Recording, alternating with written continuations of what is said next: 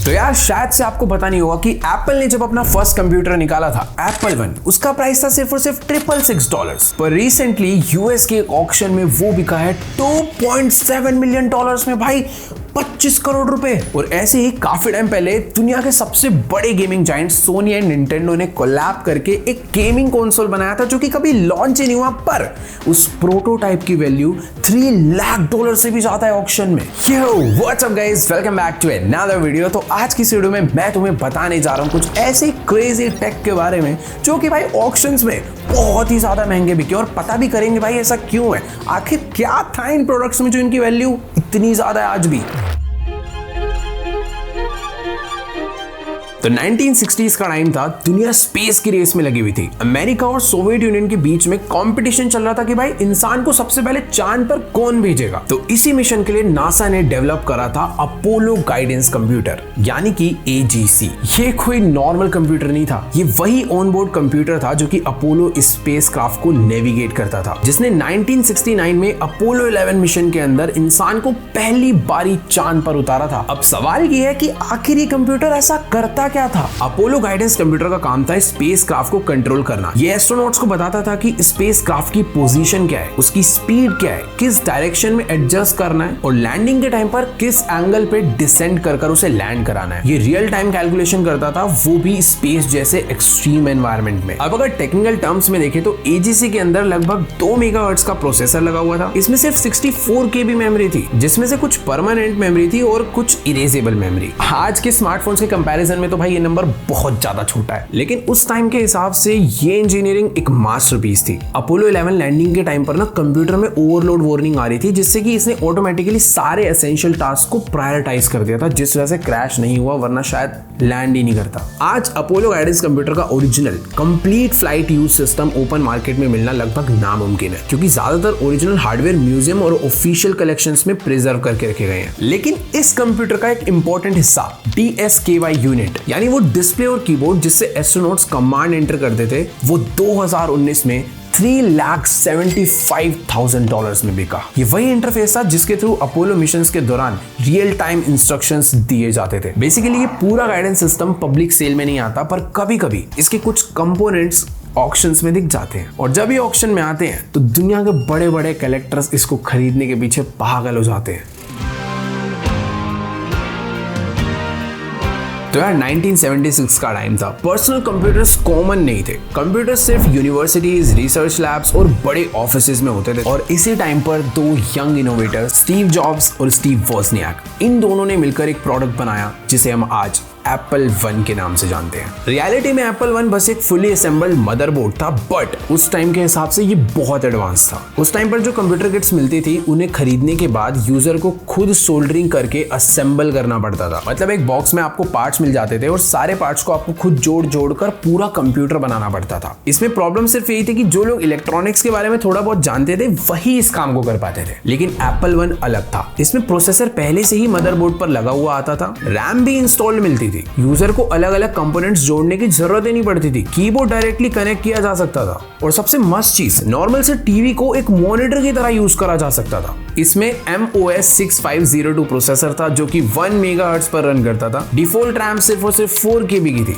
जिसे बाद में एक्सपेंड भी किया जा सकता था। ये बेसिक प्रोग्रामिंग लैंग्वेज रन करता था, जिससे लोग खुद के प्रोग्राम लिख सकते थे। आज ये सारे फीचर्स सुनने में काफी ऐसे सिंपल से बेसिक से लग रहे हैं, बट 1976 के हिसाब से ये बहुत ही बड़ा स्टेप था टेक्नोलॉजी में। बट अब तुम लोग सोच रहे हो कि यार ये एप्पल तो स्टीव जॉब्स का था ना, पर ये स्टीव वोजनियाक कौन है, ये कोलैब कब हुआ? तो बेसिकली स्टीव वोजनियाक एक इलेक्ट्रॉनिक्स इंजीनियर थे जिनको सर्किट्स डिजाइन करना बहुत पसंद था। उन्होंने एप्पल 1 का डिजाइन अपने पैशन और होम ब्रू कंप्यूटर क्लब के लिए बनाया था, जो कि सिलिकॉन वैली का एक टेक हॉबीइस्ट ग्रुप था। लेकिन स्टीव जॉब्स को इस डिजाइन में एक बिजनेस अपॉर्चुनिटी दिखी। उन्होंने सजेस्ट किया कि इस चीज को हम लोग एज अ प्रोडक्ट बेच सकते हैं, और इसी डिसीजन ने एप्पल कंपनी की फाउंडेशन रखी। तो आज जो तुम एप्पल देख रहे हो वो यहां से और ऐसे स्टार्ट हुआ था। जब प्रोडक्ट रेडी हुआ तो कैलिफोर्निया के एक बाइट शॉप ने सबसे पहले बल्क ऑर्डर दिया। ये एप्पल की पहली कमर्शियल डील थी। एप्पल 1 का ओरिजिनली प्राइस $666.66 था, और इतना रैंडम प्राइस इसलिए था क्योंकि जो रिपीटेड नंबर्स है वो स्टीव वोजनियाक जिनका डिजाइन था उन्हें बहुत पसंद थे, और इनिशियली इसके टोटल अराउंड 200 यूनिट्स ही बने थे।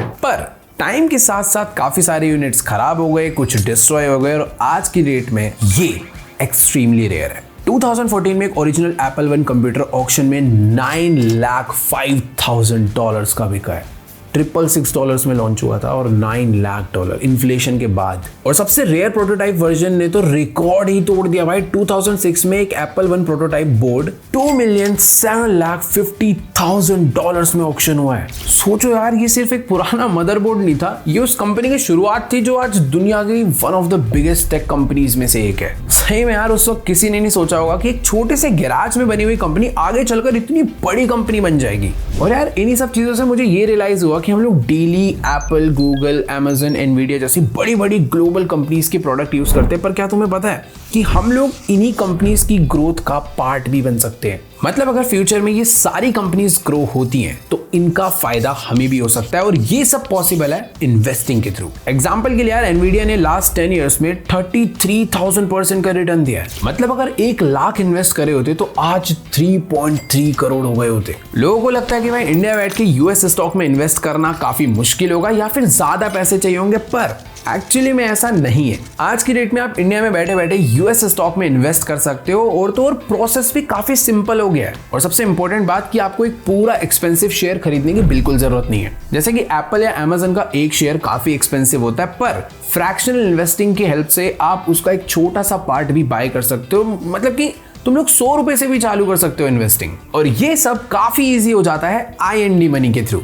यहाँ आप एप्पल, एनवीडिया, टेस्ला, अमेज़न जैसे यूएस स्टॉक्स को बाय और सेल कर सकते हो। और अगर आप लॉन्ग टर्म इन्वेस्टिंग करना चाहते हो तो यूएस स्टॉक्स में SIP भी स्टार्ट कर सकते हो, वो भी सिर्फ 500 रुपए से। और क्योंकि ये सारी कंपनीज यूएस मार्केट का पार्ट है तो इन फ्यूचर अगर डॉलर स्ट्रॉन्ग होता है तो उसके भी बेनिफिट्स इन्वेस्टर को मिलते हैं। मतलब रिटर्न सिर्फ स्टॉक बढ़ने से नहीं, डॉलर की वैल्यू बढ़ने से भी इंप्रूव होगा। अब ऑब्वियसली बहुत सारे लोग टैक्स और पेपर वर्क्स में कंफ्यूज हो जाते हैं, but IND money readymade tax reports भी प्रोवाइड करता है जिससे फाइलिंग काफी ईजी हो जाती है। और यार ऑनेस्टली मुझे इनका ऑनबोर्डिंग प्रोसेस काफी सिंपल लगा। बस KYC कंप्लीट करो, अकाउंट ओपन करो, डायरेक्टली आप यूएस मार्केट एक्सप्लोर कर सकते हो, और वो भी 0 अकाउंट ओपनिंग चार्जेस के साथ।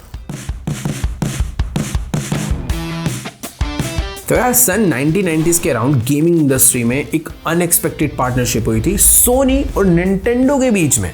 उस वक्त निंटेंडो का सुपर निंटेंडो चलता था, जिसके साथ प्रॉब्लम ये थी कि वो सिर्फ कार्ट्रिज से गेम चला पाता था। लेकिन उस टाइम पर CD-ROM टेक्नोलॉजी नई आई थी, उसमें ज्यादा डेटा स्टोर हो सकता था जिससे गेम्स और ज्यादा एडवांस बन सकते थे। तो निंटेंडो चाहता था कि भाई उसका कंसोल फ्यूचर के लिए रेडी हो जाए और CD से भी गेम्स चला पाए, जो कि टेक्नोलॉजी सोनी के पास थी। इसीलिए दोनों कंपनी ने मिलकर एक ऐसा कंसोल बनाने का प्लान करा कि जो कार्ट्रिज से भी गेम चला पाए और साथ ही में CD से भी गेम चला पाए। यानी कि यार एक ही मशीन में 2 सिस्टम। इसी एक्सपेरिमेंटल मशीन का बाद में नाम पड़ा निंटेंडो प्लेस्टेशन प्रोटोटाइप। पर दुख की बात ये थी कि ये प्रोटोटाइप ही रह गया, कभी रिलीज ही नहीं हुआ, क्योंकि असली प्रॉब्लम टेक्नोलॉजी में नहीं थी बल्कि बिजनेस टर्म्स में शुरू हुई। दोनों कंपनीज के बीच रेवेन्यू शेयरिंग और लाइसेंसिंग राइट्स को लेकर एक डिसएग्रीमेंट हुआ। सोनी चाहता था कि भाई CD गेम्स की लाइसेंसिंग पर उसका ज्यादा कंट्रोल हो, जबकि निंटेंडो अपने कंटेंट और ब्रांड पर पूरा कंट्रोल रखना चाहता था। 1991 में जब निंटेंडो ने सोनी के साथ पार्टनरशिप तोड़ दी, तब उन्होंने स्टेज पर अनाउंस किया कि वो CD-ROM डील के लिए फिलिप्स के साथ काम करेंगे। सोनी बेचारे को लग रहा था कि ये सारी तो अफवाहें हैं, हमारी डील तो कंफर्म ही है, पर